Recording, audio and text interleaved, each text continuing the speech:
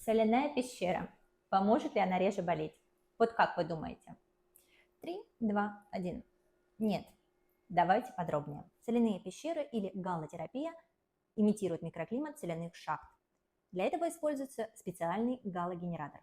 Реклама обещает чудеса. От укрепления иммунитета до излечения депрессии.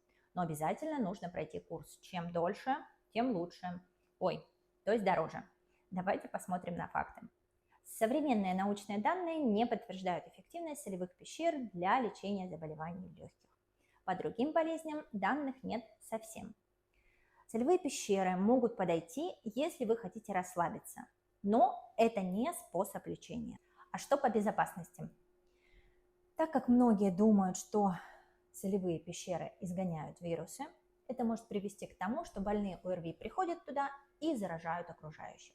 Кроме того, вдыхание концентрированной соли может провоцировать кашель и приводить к ухудшению состояния у пациентов с бронхиальной астмой. Посещать солевые пещеры или нет, решать вам. Но если идете, убедитесь, что там соблюдаются санитарные нормы и проводится регулярная уборка.